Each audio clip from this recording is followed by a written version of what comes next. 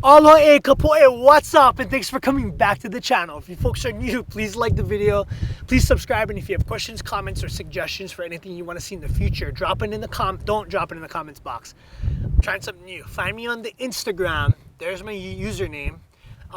Write me and I'll do my best to get back to you. It's just a lot easier for me to stay organized when things are going to one place instead of going to my Facebook and the comments and my emails. So find me on Instagram, there's my username, and I'll do my best to get back to you. So I'm kneeling behind this table because of framing issues. And like I said in my past couple videos, I recently moved back to the motherland, back to my home where I was raised. So if there's cows or animals or wind or rain and stuff, we're outside and it is what it is, and I'm doing my very best. Like that.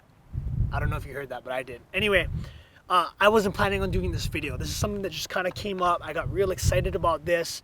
Got me thinking, and I wanted to share it with everybody on the community. So this is my X95 that's clear and safe. Okay, if you haven't seen my first shots video of this guy, go ahead and check it out. It's up here. I'll put the little bling that comes down. My first shots video. I got this guy back in November, and as far as long guns go, this is the only one that I've been shooting. I've been putting a ton of range time with the X95, trying to kind of learn how to run it, learn how it works, because I don't have anybody to teach me. This is my first Bullpup. Learning the quirks and the ins and outs and stuff so that I can give a real in-depth, very informed, honest review on this platform in case somebody wanted to pony up the $2,000 to buy it or whatever. But in using the X95, I had to keep reminding myself something, and I said it in the first shots video, that this isn't an AR. This is not an AR, and I know for us that use AR, you know, it's America's rifle. The AR is real common, real popular, whatever. It's like that for a reason. You know, it's so customizable. You can do whatever you like. The handguard is nice and long. There's M-lock, key mod, whatever all over it. You can put rice cookers or like hydraulic tire jacks, or what, you can put whatever you want on it. So it works for you, and it's awesome. So this is something that kept coming up with the X95, and that's the length of the handguard. So this is our stock handguard for the X95, and again, this isn't an AR. So you know, this is kind of a niche firearm to me, you know, with my internet expert YouTube LARPer opinion. Okay, this is kind of a niche firearm for CQB, kind of urban, you know, kind of a different thing, which it does really well. So I don't think it's real fair to compare this to an AR. Well, my AR is this or that. It's like saying, well, my Jeep is not very good at drag racing. It's because it's not for that. So yeah, but anyway, this is the stock forend for the X95, and something that kept cropping up that I kept, you know, was kind of like, oh man, you know, I'm gonna have to figure out a way around this, is just the length of the forend and the lack of real estate for whatever you want to put on that, and that's inherent with the size of it. It's just short. So with this handguard, you got to be real cognizant of where you're putting all your stuff, where your hand's going, how things are going to integrate, and you just kind of got to work with it. How the stock handguards work is that there's these sliding rail covers that cover Picatinny rail at the 9 o'clock, the 6 o'clock, and the 3 o'clock. So it works well, but with my experience, you got to keep, I wanted to keep these on as much as possible, because without them you get that kind of cheese grater quad rail thing going on. And also, if you remove these rails and you run it without the rails on, there's a sharp corner that my chiefest hands didn't really like. So what I ended up doing was, as much as possible, keeping these covers on, taking a Dremel and cutting out spots for my whatever. And as long as, you know, functionality is maintained, as long as it's safe, as long as other people can use it easily and stuff like that, I'm not against cutting stuff up or whatever. That's just my feeling for my guns. This side I wasn't able to salvage, and so I put these real covers on, which worked okay. But yeah, so that's kind of the thing with this handguard, is just, it's short. The mounting options are limited just because of the way that it is. Something that I ran into was I wasn't able to mount my tape switch because the lack of space, and so I had it like glued with silicone on the bottom here, and it was kind of weird, and it was just like I worked with it, but it wasn't what I would have wanted ideally. So that's the stock forend. for the X95. There's other options out there to fix these things. So one of them is the Manticore Arms Cantilever Forend, which is pretty awesome. There's M-lock all over the place. So you can put stuff wherever you like. It free floats the barrel. I had one for a little bit of time, but I ended up giving it away, and in retrospect I should have kept it and gave it to you folks on the channel as a giveaway. So in the future, if I have stuff I don't like, really, I'll do that.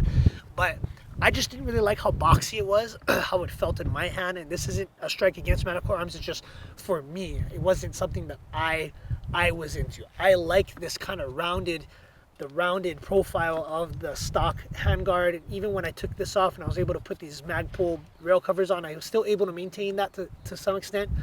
But also in retrospect, I should have given it a little bit more time just to get used to it and put more time down range, because I realized I could have just gotten real used to this. But I got rid of that cantilever forend, and I recently scooped this up. This is pretty new. So this is the Optimus Forend by Manticore Arms. I saw this on Instagram because of capitalism and algorithms and advertising. I scooped it up immediately. It came real fast, which is awesome in Hawaii because things take forever to get here, but it got here in about a week. First thing I did, of course, was paint it, because I got to do that. It's like an itch I got to scratch. I painted this guy up, and it went on real easy. It took a little bit of extra time because I do have a muzzle device that is also from Manticore Arms. I had to take this off in order to get the stock one off, but it's real straightforward, real easy. I'm not gonna do a install video on this. If you guys want one, just let me know and I will, but there's Manticore Arms has a real good video on how to do it, and the instructions that come with this are very clear, very well written, and very well worded. Somebody who is English as a second language can understand. I'm sure you guys are much smarter than me and you can figure it out, but it's awesome. It's great. Couple things I wanted to point out about it is that it interfaces with the stock rail, and it also works with a Gearhead Works Razorback, which is what I have here. First I was all stoked because I got it, and then I was like, oh shit, I'm gonna have to get Manticore's one, but it went on fine and it's good to go. Another thing that I think is pretty cool about the Optimus is that it does free float your barrel like the cantilever mount, and that's something that I could have done without, I guess. It's supposed to make your X95 more accurate. There's a lot of talk on the interwebs about the X95 not being accurate because there's a Teflon ring on here that contacts the barrel, and it's inaccurate or whatever. With my X95 shooting not doo-doo ammo, but not like match ammo, I was getting pretty consistently 1.5 minutes to 2, and that's good enough for me. I mean, again, it's not an AR, it's not a sub-minute gun, but it's well within the specs of what is accepted by the military to be accurate, which I think is 3 to 4 MOA. Don't quote me on that, but it's 3 to 4 MOA, and I'll do my research so that I know better next time. But it free floats your barrel, which is cool. I appreciate the extra length on this guy. I also appreciate the M-lock. I'm a huge M-lock proponent, so there's much more space and options for you to mount all your stuff. There's also an extra M-lock slot on the top here.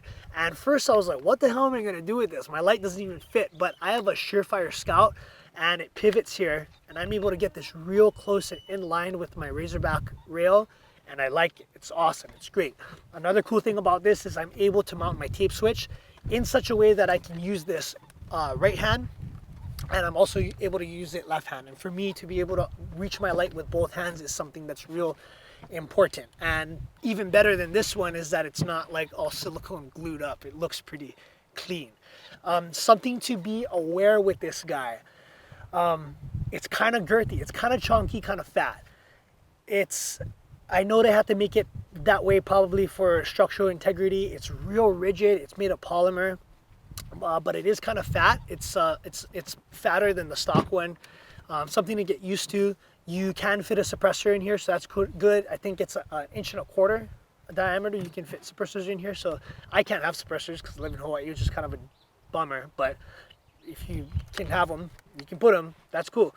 But yeah, so it's kind of chunky. Another thing about the Optimus Forend that I would have liked to see is I would have liked to see M-lock at the 11 o'clock and the 1 o'clock position. I'm sure there's a good reason that Manticore didn't do it, because I'm not an engineer or whatever. I'm sure there's a good reason. If they could have done it, they would, but it would have been cool if you had, if you're going to go this far, go all the way. But yeah, so this is the Optimus handguard. I'm not gonna repeat the mistake I did with the cantilever forend. I'm gonna give this time. I'm gonna give this a couple hundred rounds. I'm just gonna use this for a good time so I can get used to it. But initial thoughts of this, it's cool, it's awesome, it's a great alternative to the stock one, which is totally adequate and good. Again, it's not an AR. But if you don't like this, if you don't like the cantilever forend, if that's a little bit too much dough for you to throw down, I think it's about $260. This one's $100. So I was like, you know what, I'll try it out. If it's not what I like, it's not like, you know, the world isn't lost or anything like that. But yeah, so Optimus Forend, definitely worth checking out. I'm gonna throw this into my deep dive review. I'm gonna use this for the remainder of you know, my review time, I guess, with the X95. I've only put maybe 30 rounds. I put 2 magazines, so I put about 60 rounds down range with it, with this forend, and it's good. It's cool, but I have to get used to it because I like this more right now. But I realize it's because this is what I'm used to. So to close it up, because I'm talking in circles now, Optimus Forend by Manticore Arms. Go ahead and check it out. It's $100 on their website. I definitely think it's worth a try. So check it out, and I'll see you guys next time. Thanks.